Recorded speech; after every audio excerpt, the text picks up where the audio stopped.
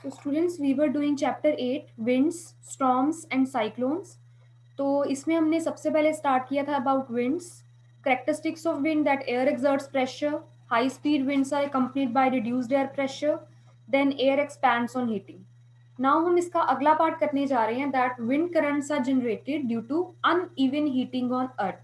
थोड़ा सा अलग कंसेप्ट है कि अर्थ पे जो अनइवन हीटिंग है, कुछ पार्ट्स पे मतलब गर्मी रहती है और कुछ पार्ट्स पे ठंड रहती है, उसके पीछे जो विंड चलती है वो उसके पीछे रीजन है कि अनइवन हीटिंग हो रही है अर्थ पे, उसके कारण विंड चल रही है। तो जो विंड करंट्स, मुझसे एक स्टूडेंट ने पूछा भी था कि विंड्स कैसे बनती हैं, तो उसका आंसर इसी में लाई करता है कि हमारी अर्थ की अनइवन हीटिंग है, कुछ पार्ट ज्यादा हॉट होते हैं as compare to the other parts, उसकी वजह से विंड्स जनरेट होती हैं। तो सबसे पहले इसमें टू पार्ट्स डिस्कस किए गए हैं। First is uneven heating between the equator and the poles. Equator and poles पे अनइवन हीटिंग है, इसके कारण विंड प्रोड्यूस होगी। अब सी, इसको समझने के लिए मैं एक अर्थ के ग्लोब का स्ट्रक्चर ले रही हूँ।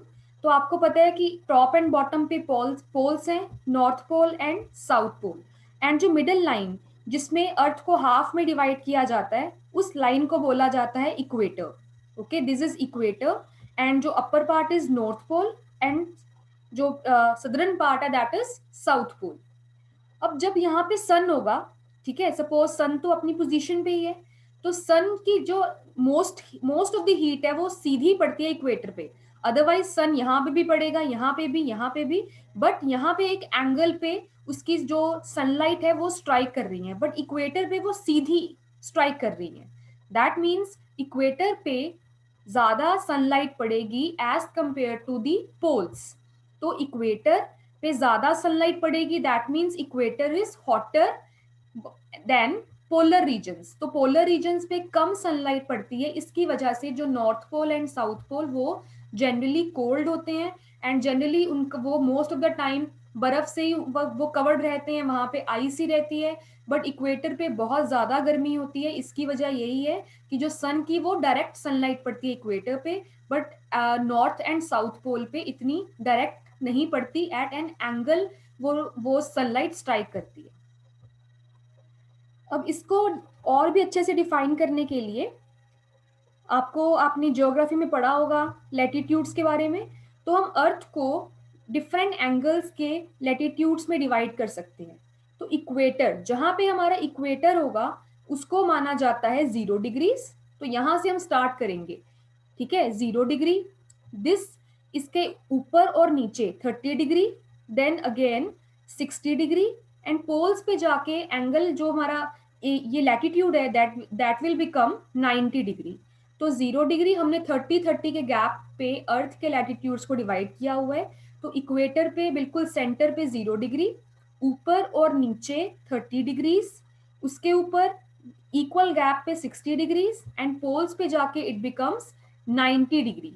तो पहले आप समझ लो, then I show you a video, उससे आपको और भी अच्छे से क्लियर हो जाएगा कि what is happening here. Okay, तो जैसे मैंने आपको बताया, the sunlight is most part of the sunlight, जो डायरेक्ट सनलाइट है, it is directly falling on the equator.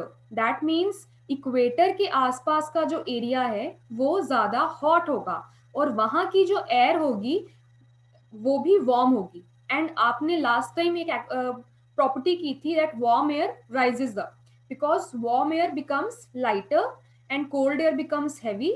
तो कोल्ड एयर नीचे आएगी और जो वार्म एयर होगी वो ऊपर की तरफ राइज करेगी। अब यहाँ पे देखिए, तो इक्वेटर पे नॉर्मली टेम्परेचर हाई रहेगा, दैट मीन्स इक्वेटर पे बहुत ज्यादा हीट रहती है, तो उसकी वजह से यहाँ के आसपास की जो एयर होगी वो भी हीटेड अप रहेगी। तो जो वार्म एयर है वो ऊपर की तरफ उठेगी 30 डिग्रीज पे, ठीक है, 0 डिग्री टू 30 डिग्री जो एयर होगी, हॉट एयर होगी, वो ऊपर की तरफ जाएगी। और 30 डिग्रीज पे एज कंपेयर टू 0 डिग्री वो थोड़ा सा कोल्डर पोर्शन है, तो वहां की जो एयर होगी वो 0 डिग्री के कंपैरेटिवली थोड़ी सी कोल्ड होगी। तो कोल्ड एयर बिकम्स हैवी, उसकी हॉट एयर की जगह लेने के लिए कोल्ड एयर ऊपर से और नीचे से वो इक्वेटर पे कलेक्ट होनी शुरू हो जाएगी। Like you can see these arrows, तो ये कर्व्ड एरोज हैं, तो ये क्या शो कर रहा है कि 30 डिग्री से इक्वेटर पे जो कोल्ड एयर है वो अंदर की तरफ रश कर रही है। ये कंसेप्ट क्लियर हुआ 0 to 30 डिग्रीज के बीच में। नाउ नेक्स्ट इज, अब नेक्स्ट हम करेंगे बात 60 डिग्री एंड 90 डिग्री के बीच में। तो 60 डिग्री एंड 90 डिग्री के बीच में देखो, बिकॉज पोल्स क्या होते हैं, पोल्स जो हैं वो जनरली कोल्डर प्लेसेस हैं, नीचे भी और ऊपर भी, और यहाँ की जो एयर होगी वो भी कोल्डर होगी।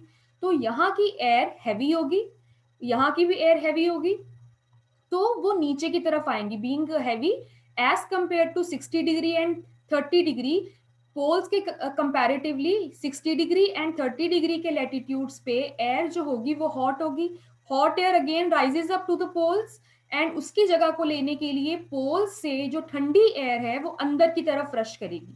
तो इस वजह से एक पूरा नेटवर्क बन जाएगा, एक पूरा करंट सेटअप हो जाएगा विंड का, जिसमें जो हॉट एयर है it is being risen up और वो अंदर की तरफ जा रही, we can say hot air ऊपर की तरफ जा रही है एंड उसकी जगह को लेने के लिए कोल्ड एयर अंदर की तरफ आ रही है।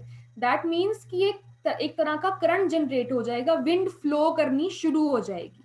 सो इस तरह से विंड्स पूरी अर्थ पे जनरेट करती हैं because of the uneven heating, because equator के पास जो हीटिंग है वो सबसे मैक्सिमम है as compare to 30 degree, as compare to 60 degree. And सबसे ज्यादा ठंड कहाँ पे होगी, हमारे पोल्स पे। मतलब अनइवन, बिल्कुल यूनिफॉर्म हीटिंग नहीं हो रही अर्थ की, कुछ प्लेसेस पे बहुत गर्मी है और कुछ प्लेसेस बहुत ठंड, बहुत कोल्डर है as compare to the other places. उसकी वजह से विंड्स जनरेट होंगी। So uneven heating between the equator and the poles are the main reason कि विंड करंट कैसे सेटअप होता है। सो अब नेक्स्ट जो पोर्शन है दैट इज कि जैसे मैंने आपको बताया जैसे हमने land breeze and sea bridge भी करी थी, तो जनरली आपने उसमें ये देखा था, wait a second,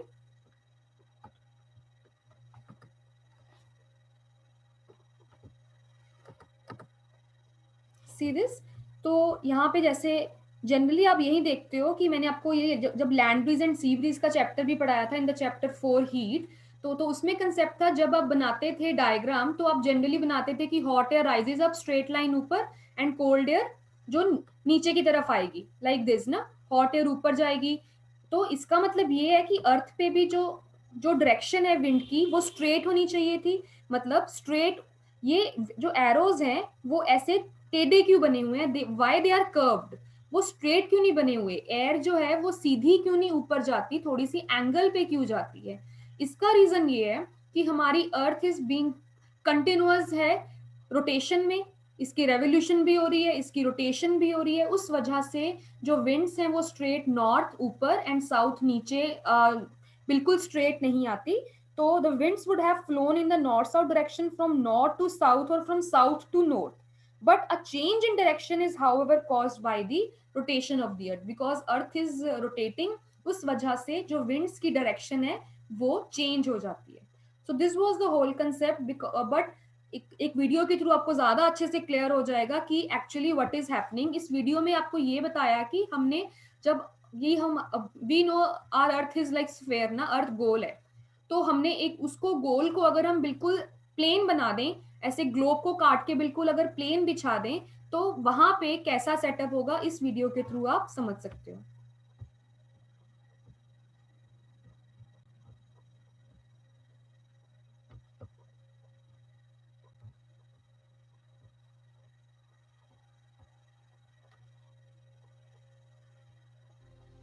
Wind, uneven heating on the earth. Let us see how wind currents are generated on earth. As we have seen, warm air rises up and cool air comes down. That is, warm air tries to enter the region of low pressure. Cold air comes down. This pressure difference is due to two situations prevailing on Earth: uneven heating between the equator and the poles, uneven heating of land and water. Now, let us see uneven heating between the equator and the poles. Earth is divided horizontally by latitudes. 0-degree latitude is considered as equator, which divides Earth equally into two parts. The region above the equator is the northern part, and the region below the equator is the southern part. Equatorial region receives the maximum heat from the sun. Air near the equator gets warmer and tries to escape to the region between 0 to 30 degrees on either side of the equator. Cooler air from 0 degrees to 30 degrees comes down to 0 degrees. Again, warm air from 0 degrees to 30 degrees region rises up to the region between 30 degrees and 60 degrees. Cooler air from this region moves into 0 degrees to 30 degrees region. Cool air from the poles moves into the region between 30 degrees to 60 degrees. In this way, air currents are produced which give rise to winds flowing from north to south direction or south to north direction. Uneven heating of land and water. During So this was the concept. So hot air rises and cold air comes down. इसी के basis पे an uneven heating of the earth produces the wind currents. So this was the A part. Now second part आपको बताया गया है कि uneven heating of land and water, कि monsoons कैसे आते हैं हमारे, बिकॉज इंडिया में जो जनरली वो ज़्यादातर रेनफॉल मानसून के टाइम पे ही होती है, तो मानसून एक्चुअल में है क्या, कौन सी विंड्स हैं जो मानसून को जनरेट कर रही हैं, तो इसका आंसर भी इसी में लाई करता है, सी। जब आपने land breeze and sea breeze का चैप्टर उसमें पढ़ा था, वही कंसेप्ट अब इसमें लगेगा। इन समर्स इक्वेटर पे लैंड ज़्यादा वार्म अप होती है, most of the time of temperature of the land is higher, means summer के टाइम पे इक्वेटर पे डायरेक्ट हीट बहुत ज़्यादा हीट पड़ती है, और वैसे भी समर के टाइम पे लाइक इंडिया की बात करें अगर, तो जनरली जो लैंड एरिया है हमारा वो गर्म रहेगा एज कंपेयर टू दी जो हमारे आसपास इंडियन ओशन है, या कोई जो हमारे आसपास के ओशंस हैं, सीज हैं, वाटर बॉडीज हैं, वो हमारी वो हमारी कोल्डर रहेंगी as compare to land, because आपको पता है कि लैंड इजीली और ज्यादा जल्दी से एयर को, मतलब हॉट एयर को वो ट्रैप इन करता है, रीजन बीइंग वो सनलाइट को ज्यादा अच्छे से ट्रैप इन करेगा as compare to the water bodies. तो land will be at higher temperature as compare to sea during the summer season. तो उसकी वजह से जो लैंड के ऊपर की एयर होगी it will be hot, and जो सी के ऊपर की एयर होगी इट विल बी कोल्ड। तो लैंड के जो ऊपर की एयर है it is hot, and you know hot air rises up, हमेशा हॉट एयर ऊपर की तरफ राइज करेगी, एंड जब वो राइज करेगी ऊपर की तरफ, उसकी प्लेस को लेने के लिए सी से जो कोल्ड एयर है, कूल एयर है, वो लैंड की तरफ चलेगी।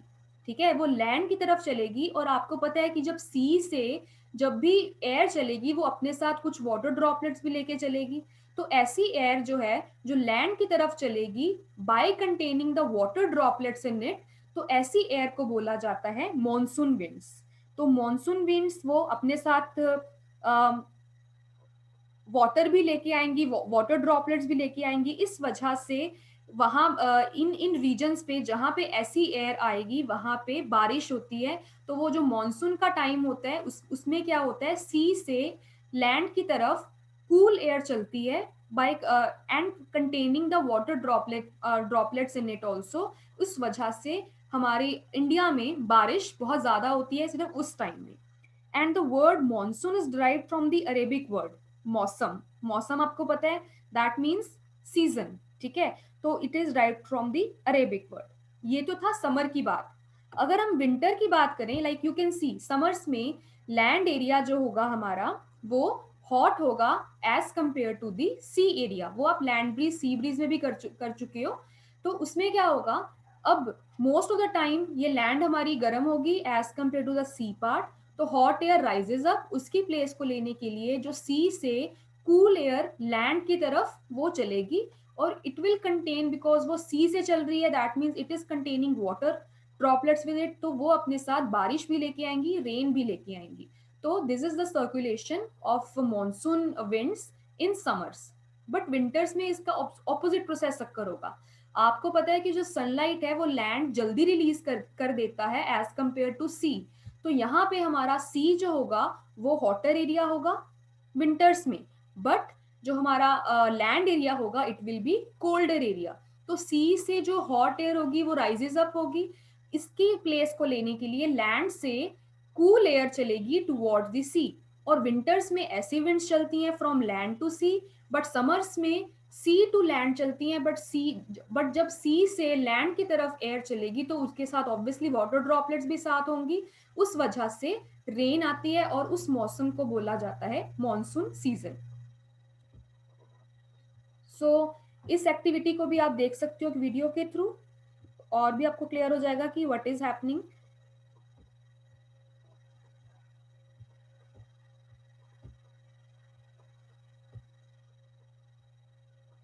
Even heating of land and water. During daytime, the land gets hotter. Warm air rises up, giving space to the cool air coming from the sea. This is called as sea breeze. At night, land gets cool fast. Warm air from the sea rises up and cool air from the land blows towards the sea. This is called as land breeze.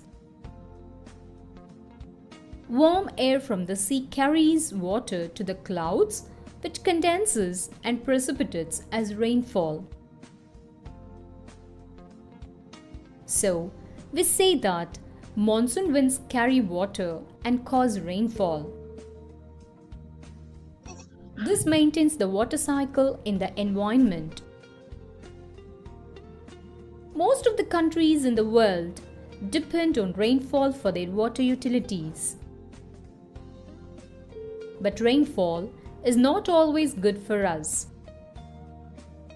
Sometimes it ends up in disasters, creating more loss to plant, animal, and human lives. Let us now discuss about two such disasters, thunderstorms and cyclones.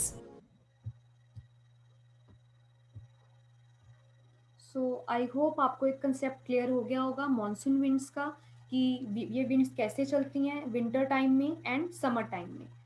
उसके बाद अब rain की बात हुई है कि monsoon season में बहुत रेन होती है। Rain is very good for us, because हमारी जो मोस्ट ऑफ द इकोनॉमी है इट डिपेंड्स अपॉन कि फार्मर्स, हमारी कंट्री में बहुत सारे फार्मर्स हैं, और मोस्ट ऑफ द फार्मर्स अपनी एग्रीकल्चर के लिए, इरिगेशन पर्पसेस के लिए वो रेनफॉल पे डिपेंड करते हैं। तो रेनफॉल ब्रिंग हैप्पीनेस, बट अगर रेनफॉल ज़्यादा अमाउंट में हो जाए तो it cause many damage to lifes and properties.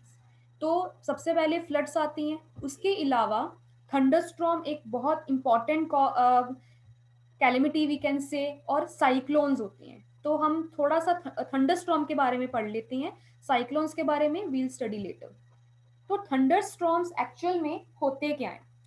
So thunderstorm develops when moisture loaded air, because thunderstorm कब होंगे? जब मॉइस्चर, जो एयर होगी वो मॉइस्चर वाली होगी, and it is hot air. Hot moisture loaded air rapidly rises upward. ऊपर का टेम्परेचर कूल होगा as compare to the land temperature, because उस टाइम पे मॉनसून टाइम पे बहुत ज़्यादा गर्मी होती है। तो उस टाइम पे जो नीचे लैंड के पास का टेम्परेचर होगा वो ज़्यादा होगा, और उसके आसपास की एयर होगी वो भी गर्म होगी, और उसके पास बहुत सारे वाटर भी होगा, because it will contain moisture.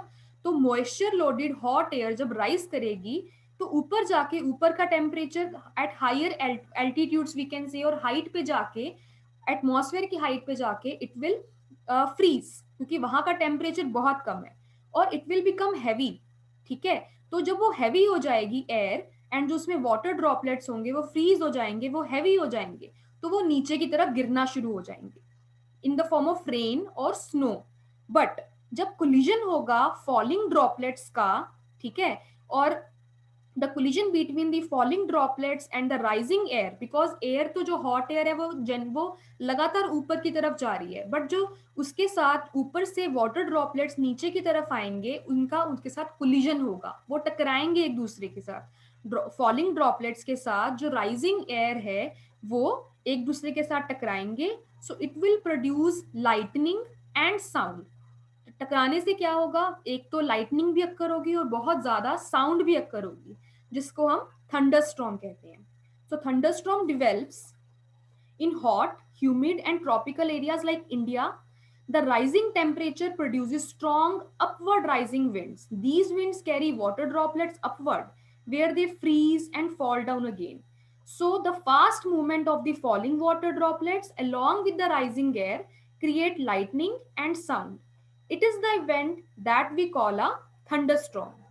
So this was about thunderstorm, and in the next session we'll discuss about कि हमें क्या क्या precautions लेनी चाहिए thunderstorm में, and next we'll also talk about the cyclone के बारे में पढ़ेंगे. So this was all about today. If you have any doubt, you may raise your hand and ask your doubts. Thank you.